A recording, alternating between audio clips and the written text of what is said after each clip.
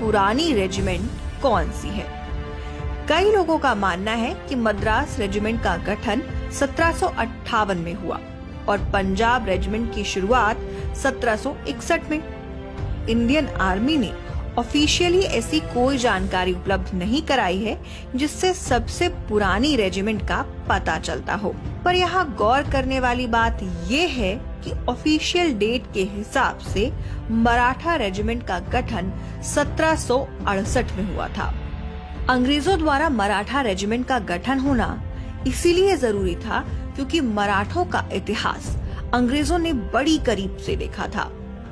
मराठे संख्या बल में भले ही कम थे, पर छापेमार युद्ध नीति, सर्जिकल स्ट्राइक, समय से पहले पहुंचकर दुश्मन को रास्ते में ही परास्त कर देना और नैसर्गिक उत्पादों का उपयोग युद्ध में करना, इन सब नीतियों से मराठा साम्राज्य को बनते हुए अंग्रेजों ने खुली आंखों से देखा था और इसीलिए मराठा रेजिमेंट का गठन किया।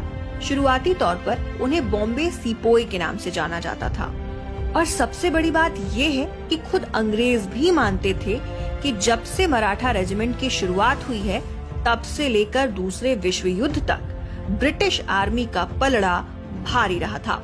17 से लेकर 18वीं सदी तक स्थानीय युद्ध में मराठा रेजिमेंट की बटालियन को ही भेजा जाता था। उनकी बहादुरी देख अंग्रेजों ने अफगान, चाइना, अफ्रीका और यूरोप में भी उन्हें भेजना शुरू कर दिया। पहले और दूसरे विश्व युद्ध में मराठा रेजिमेंट का शौर्य देखकर खुद अंग्रेज भी चौंक गए थे और आपको ये जानकर आश्चर्य होगा कि दूसरे विश्व युद्ध के बाद अंग्रेजों की ताकत कम होने लगी।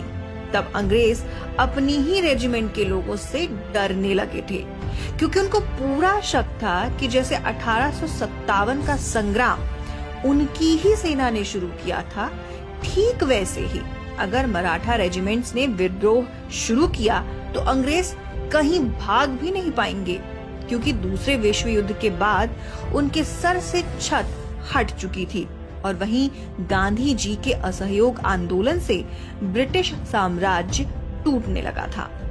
मराठा रेजिमेंट उन चंद रेजिमेंटों में से एक है जिनके 2 सेनानियों को विक्टोरिया क्रॉस देकर सम्मानित किया गया था।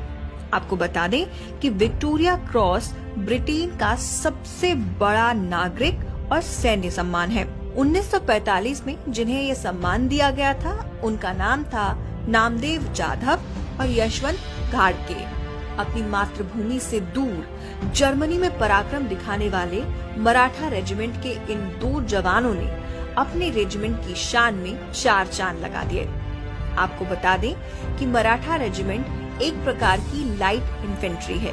इन्फेंट्री का मतलब होता है पैदल सेना और लाइट इन्फेंट्री का मतलब है प्रकाश के वेग से एक से दूसरी जगह बिना थके पैदल ही सफर करने वाली सेना। आजादी के बाद भी मराठा रेजिमेंट ने सेना में रहकर शौर्य को नया आयाम देना नहीं छोड़ा। आजादी तो पूरे भारत को मिल चुकी थी, पर उधर गोवा में पोर्चुगीज अपना डेरा जमाए बैठे थे। सेना के आदेश पर मराठा लाइट इन्फेंट्री रेजिमेंट ने बेलगांव से लेकर गोवा तक का 110 किलोमीटर का सफर पैदल ही पार किया और गोवा को आजाद भी कराया। इतना ही नहीं बल्कि गोवा के साथ दमन और दीव को भी आजाद भारत में शामिल कराया। 1758 में जिन मराठाओं ने सीमा के पार अटक में झंडा गड़ाया था, वही पराक्रम 1965 के भारत पाकिस्तान युद्ध में एक बार और देखने को मिला। वाघा बॉर्डर को पार करते हुए मराठा रेजिमेंट के जवानों ने पाकिस्तान के इलाकों को कब्जे में कर लिया। 1971 की लड़ाई में बांग्लादेश को आजाद कराने में भी मराठा रेजिमेंट ने बड़ा सहयोग दिया था। मराठा रेजिमेंट की 22वीं टुकड़ी का नेतृत्व करने वाले कर्नल संभाजी पाटिल ने साहस और पराक्रम दिखाते हुए बांग्लादेश के ढाका पर कब्जा कर लिया था। भारत के हर एक राज्य में मराठा रेजिमेंट की टुकड़ियां कार्यरत हैं। पैराशूट रेजिमेंट के साथ ही यूएन की शांति सेना में भी मराठा रेजिमेंट कार्यरत है।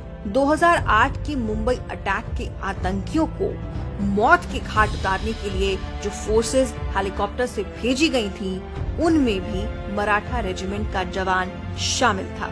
इतना ही नहीं, सर्जिकल स्ट्राइक में भी मराठा रेजिमेंट के जवानों ने मिसाल पेश की थी। मराठा रेजिमेंट की गौरवशाली गाथा यहीं खत्म नहीं हो रही है। छत्रपति शिवाजी महाराज का नाम मराठा रेजिमेंट के खून में ही है। इसीलिए इस रेजिमेंट के घोष वाक्य में छत्रपति शिवाजी महाराज का नाम है।